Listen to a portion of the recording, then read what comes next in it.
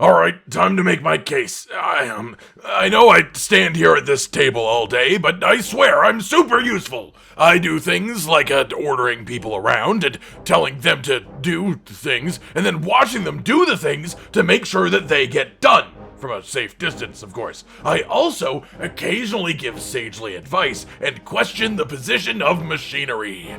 What is this about? It's my application for the tier list. It's a monster tier list, sir. Oh, carry on. Ladies, gentlemen, and monsters of all ages, prepare your eye and ear holes for a story of legend. A collection of opinions so unashamedly biased that they may just knock your socks off. It's been nearly 3 years since the release of Monster Hunter World, and during those years, we have all had countless hours of entertainment hunting the monsters. From our first time meeting a creature to our 10th time to our 100th. We all develop a unique set of experiences related to them that influence how we feel about them as a whole. Today, we stand at the end of Iceborne. All post-release DLC monsters have been released. The game, for all intents and purposes, is finished. Completed. With this, there seems like no better possible time to finally release my completed tier list of every single monster in Monster Hunter World and Iceborne.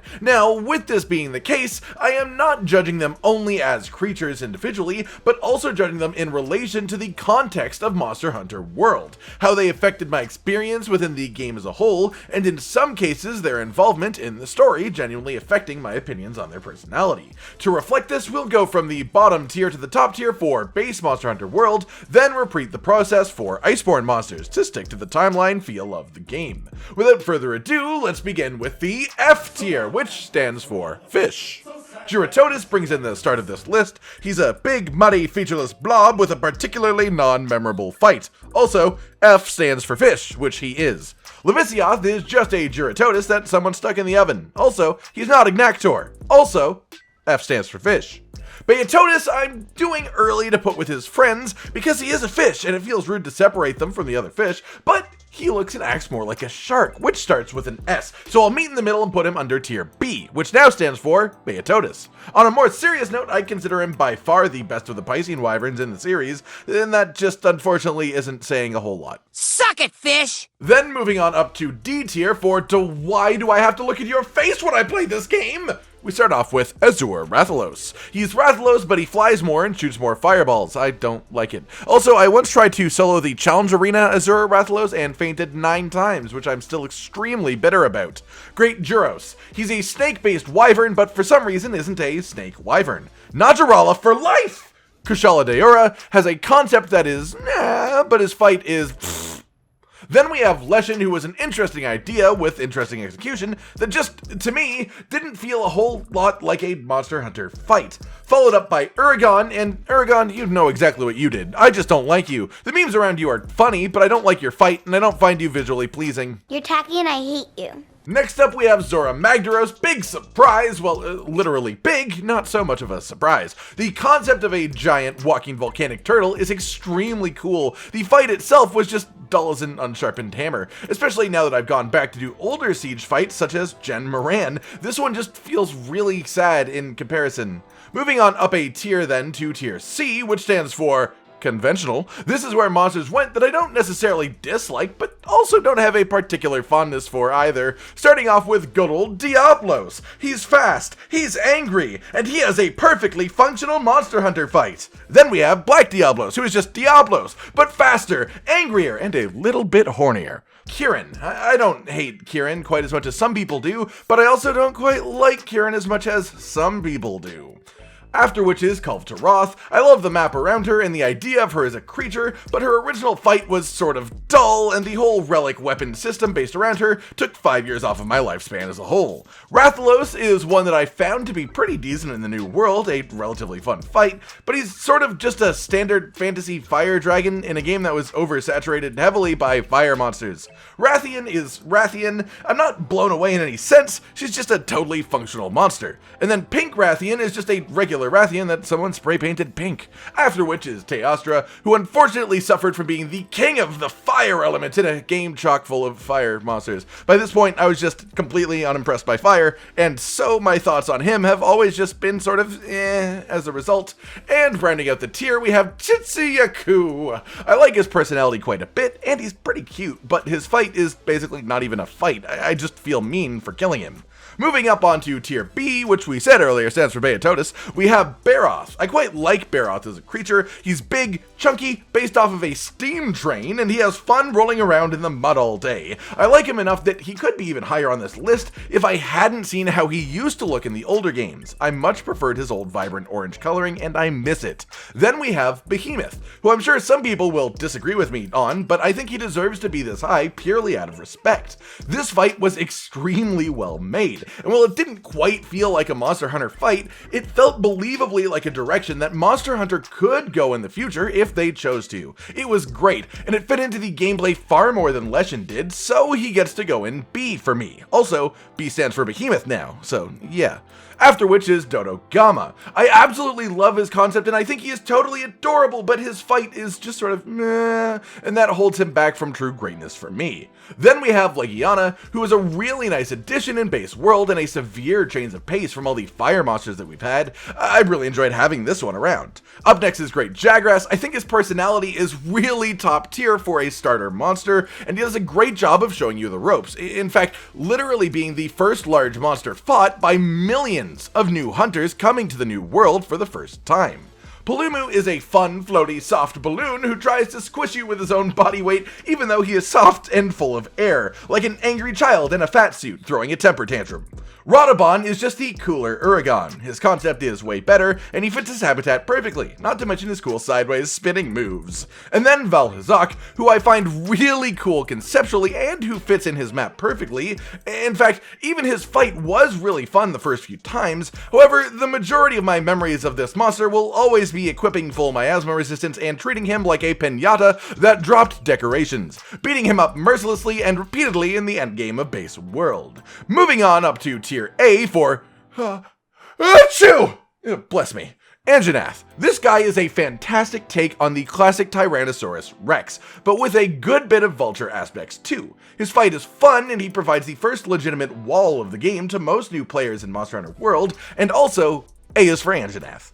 Followed up by Devil Joe. He is a lovely angry pickle who translated excellently into the new world. Next up we have Kulu Yaku, who is just a bird wyvern full of so much personality. I absolutely love how dorky this little turkey is, and the fact that most of his actual quirks are just based around him holding things is hilarious to me.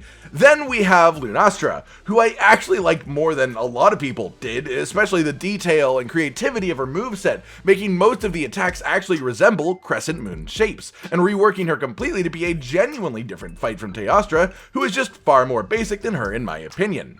After that is Nergigante. He's a classic as far as the new world goes, and the learnability of this fight just never ceases to amaze me.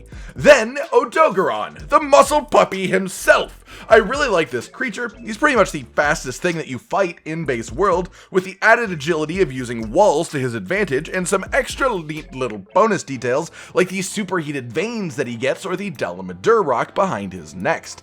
Next up is Pookie, who in my opinion is severely underappreciated. He is super cute and real funky, and he has the fun depth of his attacks being affected by what he eats, which results in a lot of fun times. Then we have Tobi Kadachi, the other main wall jumper in base Monster Hunter World. I absolutely adore his concept from top to bottom, and his fight is more than good enough to justify putting him up here for me. Xenojiva then rounds out the tier for now with an absolute spectacle of a final boss fight. Not particularly hard to go back on a second try and fight again, but the fight fits really nicely in a thematic way with the creature not knowing how to use its own abilities, and the spectacle of the whole thing really knocks it up a peg too. Then up in S tier for Please Have My Babies, I don't care if this starts with an S, we have Basilgeuse.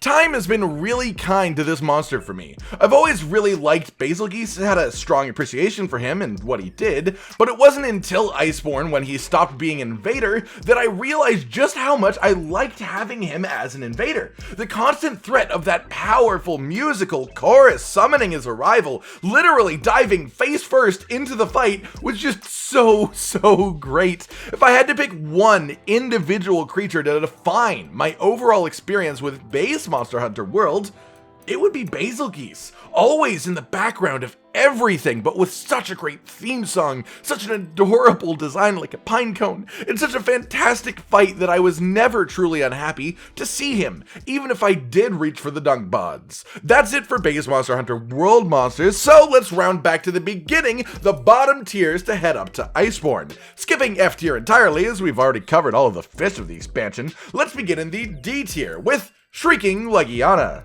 Why do you exist? All you do is cause me pain. I don't enjoy this fight, and the amount of time he spends flying, given our inability to consistently flash anything in Iceborne, is just infuriating. Moving up to tier C, we have Brute Tigrex, who, while conceptually is really cool in Iceborne, just sort of lost his edge. He's no longer a harder Tigrex, just a different Tigrex, who many consider to actually be easier than regular Tigrex in Iceborne. Then we have Ebony Odogaron, whose fight I just enjoy a little bit less than Base Odogaron. Also, why is his tail purple? Followed by Furious Rajang. His concept is fun and cool, but again, his fight is just less hectic than his base version. Yongaruga, who is nice and quirky to see show up, but nothing too special for me personally. And then Viper Tobi-Kadachi, whose aesthetic I really love, but he just loses so much from being an ice cave monster instead of a tree-hopping squirrel for me. It just doesn't quite sit the same way. Moving on up to tier B once again, we'll start off with a little bit of Alatreon. Visually, he was super impressive, and the individual attacks in the fight were really cool and fun, but the overarching negative of the whole Eschaton Judgment mechanic sort of soured the whole experience for me. Barioth comes in next. I consider him a firm upgrade on his old world version, very learnable, very fluffy, all around good, followed closely by Blackveil Valhazak. I like the mushroom and fungus concept, but he still moves super slowly and his miasma is still counterable, which keeps him from being further up. After which we have Brachydios, everyone's favorite slimy pounder. This guy was really nice to see return in most of his glory. The only thing lacking from him is a good turf war that actually uses his slime. Like even one turf war that does that properly, but we just don't have that. Glavenus, however, gets some pretty neat turf wars and is just a really nice faithful translation of his combat from the old world. Gold Rathian is a firm upgrade from the old world, visually as well as combat, and in my opinion is probably the best of the Wraths as a whole. Then Nargacuga, who again I think got a nice positive upgrade in Iceborne, lovable fluffy cat, fun to fight, fun to see, followed by Rajang. He kicked my ass a fair bit, and I respect him for what he does. His head not being clutch clawable was really weird in Iceborne, and his arms hardening was completely negated by the existence of the clutch claw weakening mechanic. So realistically, while I really like him as a creature and I enjoy his fight as a concept, I feel like he doesn't quite fit in with the mechanics of Iceborne. So much as the mechanics are just changed and altered a little bit to allow him to function as best as he can. Scarred Yongaruga, in my opinion, is a pure upgrade to regular Yon. The Spitfire move itself is incredibly cool and fun and unique to deal with, and then the regular Yongaruga stuff surrounding it is just, fun quirkiness. Past that, we have Silver Rathalos, also a big upgrade in Iceborne and my second favorite of all the Wraths. I just personally find the backflips a bit more interesting than a pure focus on fireballs. Then we have Stygian Zinogre, the wonderful Hell Wolf himself. He barks dragon lightning into existence and is edgy as hell, and I like him. Tigrex came to the New World with a vengeance, ready to eat everything in sight, and is just a really nice fight to see around again in the game. Velkhana I was a little bit torn about. I love the aesthetics of the creature and the concept of the fight and the idea behind all of the individual mechanics, but it is just held down because the ice beam should not go through the ice walls without breaking the ice walls. It breaks the laws of physics. Then, followed by that, is Zinogre. Standard happy wolf boy with Fulgur bugs on his back. They did a really nice job with him, and I consider it a pleasant experience every time I see him in the game. With that, we round back up to the A tier once again, with a little trip over to Acidic Glavenus. I just like him more than Base Glavenus. Something about the Sulfur Longsword over the Fire Greatsword aesthetic just makes me happier. Bonboro, an absolute classic monster from this generation, never really in the spotlight for too long, but not too far out of thought either. He just makes me genuinely happy to see his face when I'm walking around, and you see his face when you're walking around quite a bit. Fatalis, this was a big one. I consider this probably the most enjoyable fight in Iceborne, considering the challenge involved. Meaning that Elatrion is harder if you don't understand the elemental requirements, but Fatalis is still incredibly hard and incredibly satisfying to defeat, even if you know every single aspect of the fight. It doesn't feel bullshitty in any way, at least to me personally. It just feels legitimately challenging in a way that you can overcome through practice and skill. This type of difficulty is also truly fitting for a creature of his stature, and there's no way that I couldn't put him up here just to appreciate the overhaul that has been done to him in the new world. Frostfang Barioth is another one I consider to be actually better than his original. I quite like New World Barioth, but Frostfang just takes every reason that I like him and expands on it with a far more physical and intense fight. Fulgur Anjanath is just a fantastic subspecies, a great example of a creature adjusting to fit another habitat, but also an experiment with the other side of the thunder element. He doesn't fire bolts of lightning in any way, shape, or form. He just has electric snot and the ability to fling himself through the air at the speed of light in short bursts while looking like a mad scientist. 88 miles per hour! Nightshade Balimu is a fantastic creature to me, using a very rarely used status in sleep and having a very cool aesthetic to boot. Raging Brachydios was an unforgettable Iceborne experience. I love giant monsters, and the ending arena mechanic really changes the pace of the entire fight in an interesting way. Runar Nergigante is essentially just regular Nergigante, but more interesting. I sort of consider him a bit of a side grade, as I really like the natural feeling of regular Nergigante, even if I appreciate just how much deadlier Runar looks than him. Safi Jiva was just a wonderful, fantastic experience. Technically a siege fight, but it didn't really quite feel like one. The experience was great. The weapon system was memorable for good reasons, and it was just extremely well done as a whole. Savage Deviljho is sort of like a side grade to Deviljho for me. He technically looks cooler and his attacks are more interesting. He has a bit more mechanical interestingness as well, but base Deviljho looking more like a pickle just means a lot to me as a hunter.